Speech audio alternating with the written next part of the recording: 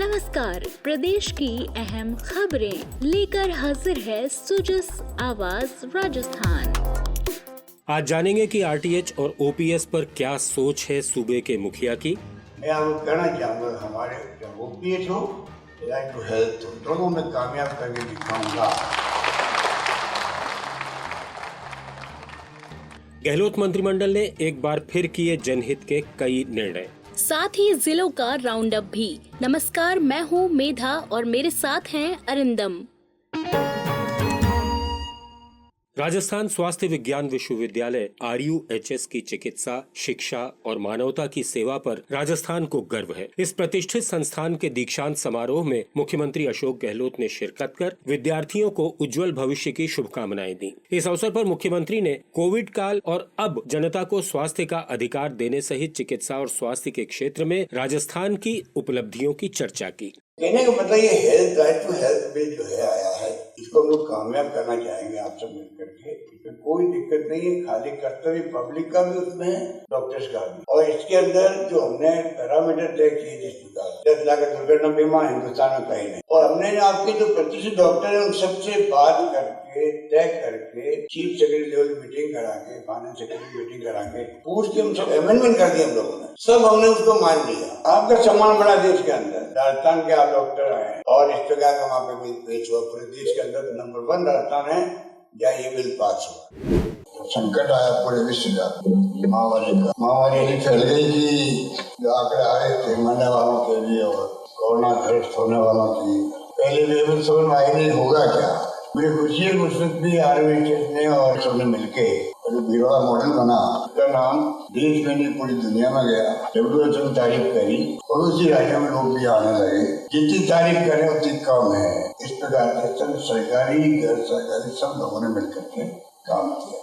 पुरानी pension scheme पर अपनी प्रतिबद्धता जताते हुए सीएम ने साफ कहा कि 3.5 दशक तक जनता की सेवा करने वाले कार्मिकों को शेयर मार्केट के भरोसे नहीं छोड़ा जा सकता।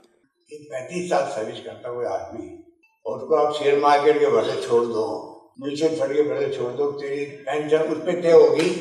उस वक्त म्यूचुअल फंड क्या है, शेयर मार्केट में क्या चल रहा है पता नहीं लगता है। क्या शेयर मार्केट तो सेंटीमेंट का खेल होता है, ऊपर नीचे जाते रहते हैं। चिकित्सा मंत्री परसादी लाल मीणा ने राजस्थान में तेजी से बढ़ रहे चिकित्सा और स्वास्थ्य तंत्र पर बात की। हम राइट टू हेल्थ बिल लेकर आए, माननीय मुख्यमंत्री जी ने बहुत ही सबको चिकित्सा का अधिकार, फ्री इलाज, फ्री दवाइयाँ, फ्री जांच। राजस्थान देश का पहला स्टेट है जहाँ तक 25 लाख का इलाज फ्री होगा, हर नागरिक का फ्री होगा, चाहे उसका कार्ड है या नहीं है। और ये देखिए सारा हम जो उनका पैसा जमा करा रहे हैं, प्रीमियम जमा कराए वो सरकार के खजाने से जमा करा रहे हैं। माननीय मुख्यमंत्री जी करा 2500 करोड़ सालाना प्रीमियम सरकार जमा करा रही है और उनको 25 लाख का इलाज फ्री दे रही है। कोई ऐसा स्टेट है, कोई ऐसा मुख्यमंत्री जिसने इतना बड़ा काम किया हो? मेडिकल कॉलेज हो, फ्री इलाज हो, फ्री जांच हो, मारवाड़ यूनिवर्सिटी जोधपुर 2 यूनिवर्सिटी हो जाएगी। कितना बड़ा, कोई सोचता था इतना बड़ा यहाँ हर जिले में मेडिकल कॉलेज, नर्सिंग कॉलेज हो जाएंगे। और राजस्थान के मुख्यमंत्री जी का जो विजन है उसको निश्चित रूप से हमको याद करना चाहिए। कुलाधिपति और राज्यपाल कलराज मिश्र ने डिग्री और पदक हासिल करने में एक बार फिर नारी शक्ति के वर्चस्व की सराहना की। आज के दीक्षांत समारोह में स्वर्ण पदक वितरित किए गए हैं, उपाधियां दी गई हैं। मैं कहना चाहूंगा कि 9 जो स्वर्ण पदक वितरित किए गए हैं उनसे सब की सब 100% छात्राओं को स्वर्ण पदक प्राप्त हुआ है। छात्राओं का चिकित्सा के क्षेत्र में इस प्रकार का उत्कृष्ट प्रदर्शन हमारे समाज की प्रगतिशीलता को दर्शाता है कि अपने अर्जित ज्ञान का अहंकार रहित होकर समाज के अधिकाधिक भले के लिए उत्कृष्ट स्वास्थ्य सेवाओं के लिए उपयोग करें। चिकित्सा शिक्षा का तो मूल ही है सेवा भावना से कार्य। और अब बात मंत्रिमंडल की बैठक की। राजस्थान के शहरों में बसी कच्ची बस्तियों का सर्वे कराया जाएगा और 2021 तक बस चुकी बस्तियों को नियमित किया जाएगा। वहां रहने वाले लोगों को प्रशासन शहरों के संग अभियान के तहत पट्टे दिए जाएंगे। इससे बस्तियों का व्यवस्थित विकास हो सकेगा और स्थानीय लोगों को बड़ा संबल मिलेगा। बहुमंजिला भवनों में सुचारू पेयजल आपूर्ति आज वक्त की मांग है। इसके लिए जलदाय विभाग ने नीति भी बनाई है। इस नीति के आधार पर ही पानी के कनेक्शन जारी किए जाएंगे। जाएंगे। गहलोत सरकार ने 2015 की भूमि आवंटन नीति में संशोधन किया है। इसका फायदा ये होगा कि विभिन्न समाजों को छात्रावास बनाने के लिए रियायती दर पर जमीन मिल सकेगी और विद्यार्थियों को बड़ी सुविधा मिलेगी। ऐसी 133 विधियां निरस्त की जाएंगी जो अब प्रचलन में नहीं है। इसके लिए राजस्थान विधिया निरसन विधेयक 2023 का अनुमोदन कर दिया गया है। अब ये विधेयक विधानसभा में रखा जाएगा। सरकारी कॉलेजों में खाली पड़े पुस्तकालय अध्यक्ष और शारीरिक प्रशिक्षक अनुदेशकों के पद भरने के लिए राजस्थान पुस्तकालय अध्यक्ष और शारीरिक प्रशिक्षक अनुदेशक सेवा महाविद्यालय शाखा नियम विधेयक भी सदन के पटल पर रखा जाएगा। राजस्थान अधीनस्थ सेवा और शिक्षा सेवा के नियमों में भी संशोधन किया गया है, तो उत्कृष्ट खिलाड़ियों के आरक्षण में 3 सेवा नियम भी शामिल किए गए हैं। मुख्यमंत्री निवास पर कल मंत्रिमंडल की बैठक में ये महत्वपूर्ण निर्णय किए गए।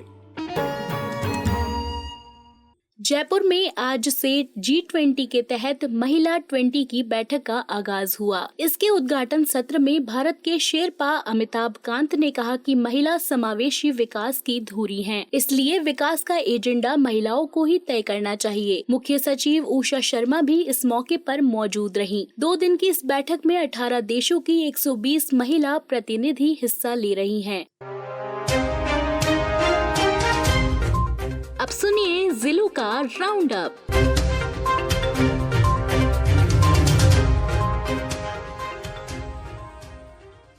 आज गुरुवार है, जन सुनवाई का दिन। इसी कड़ी में भीलवाड़ा के आसींद में संभागीय आयुक्त भंवरलाल मेहरा ने आम लोगों के अभाव अभियोग सुने और संबंधित ब्लॉक अधिकारियों को उनके निस्तारण के निर्देश दिए। उधर हनुमानगढ़ के रावतसर में ओबीसी वित्त और विकास आयोग के अध्यक्ष पवन गोदारा और जिला कलेक्टर ने जन सुनवाई की। इस मौके पर कई लोगों की समस्याएं मौके पर ही सुलझाई गयी।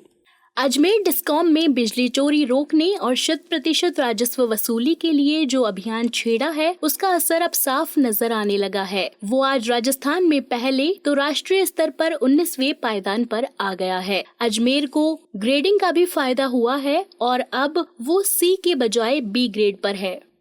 समर्थन मूल्य पर गेहूं की खरीद के लिए FCI केंद्रों पर ऑनलाइन रजिस्ट्रेशन जारी है। कोटा, बूंदी, बारां, झालावाड़ और सवाई माधोपुर में खरीद प्रक्रिया शुरू हो चुकी है। पंजीकरण और खरीद 30 जून तक जारी रहेगी। इसके लिए भंडारण की व्यवस्था भी कर ली गई है। बूंदी के जिला रसद अधिकारी ने अपील की है कि सभी संबंधित किसान 25 जून तक राजस्थान सरकार की वेबसाइट पर अपना रजिस्ट्रेशन जरूर करा लें। भीलवाड़ा में प्रशासन और स्वयंसेवी संगठनों के बीच संवाद कार्यक्रम संपन्न हुआ। इसमें 40 दिव्यांगजनों को स्कूटी प्रदान की गई। नगर परिषद में हुए इस आयोजन में राजस्व मंत्री रामलाल जाट, स्वैच्छिक क्षेत्र विकास केंद्र के अध्यक्ष मुमताज मसीह और जिला कलेक्टर मौजूद रहे। इस मौके पर राजस्व मंत्री ने कहा, तमाम उन संस्थाओं को जो सरकार की योजनाओं को आम जन को सुविधा देने में काम कर रही है, उसमें एक तीव्र गति से बढ़ोतरी होगी। योजनाओं का फायदा आम जन तक जो मुख्यमंत्री की सोच है वो मिलेगा। 1 नंबर पर राजस्थान रहे। आज हम दूसरे नंबर पर आ चुके हैं। जो 11वें नंबर पे हमारे पिछले सरकारों के समय थे, आज दूसरे नंबर पर आया। और हेल्थ में तो पहले नंबर पे हिंदुस्तान का कोई राज्य नहीं है जो स्वास्थ्य विभाग में बजट का इतना पैसा खर्च कर रहा हो। दिव्यांग भाई बहनों को हमारे जिला कलेक्टर साहब, हमारे समाज कल्याण के विभाग के अधिकारियों ने सबने चिन्हित करके ऑनलाइन के माध्यम से दी है। मुख्यमंत्री स्वयं इस जिले में पधार रहे हैं। बहुत जल्दी उनके सामने और जो नए फॉर्म भरे जा रहे हैं उनको भी देंगे और योजना, कई ऐसी योजनाओं का लोकार्पण भी करेंगे। जोधपुर में संभाग स्तरीय स्वच्छता सर्वेक्षण कार्यशाला हुई। इसमें संभाग के 32 नगर निकायों के अधिकारी शामिल हुए। कार्यशाला में प्रभावी और मजबूत मौजूदगी हासिल करने के लिए जरूरी सभी कारकों पर मंथन किया गया। सभी प्रतिभागियों को टूल किट बुक और प्रमाण पत्र दिए गए। जयपुर के मानसरोवर में गौड़ सनाड्य ब्राह्मण फाउंडेशन का सामुदायिक केंद्र और पेंशनर विश्राम गृह बनाया जाएगा। इसके लिए आवासन आयुक्त पवन अरोरा ने शिप्रापत पर 1334 वर्ग मीटर जमीन का आवंटन पत्र फाउंडेशन अध्यक्ष और जलदाय मंत्री डॉक्टर महेश जोशी को सौंपा। जलदाय मंत्री ने इसके लिए गहलोत सरकार का आभार जताया। और अब पुण्य स्मरण जलियांवाला बाग का, जिसका आज 103वां स्मृति दिवस है। मुख्यमंत्री ने सोशल मीडिया पर अपने संदेश में कुर्बान हुए सभी महान बलिदानियों को श्रद्धांजलि दी है। उन्होंने कहा कि उनकी शहादत का पूरा देश हमेशा ऋणी रहेगा। राजस्व मंत्री रामलाल जाट ने इस अवसर पर कहा, आज हमारे इस लोकतंत्र का वो दिवस है जलियांवाला बाग, जिनमें हम तमाम उन शहीदों को कोटि कोटि नमन करते हैं जिनकी वजह से हम आज इन मुकामों पर हैं लोकतंत्र में। नमस्कार,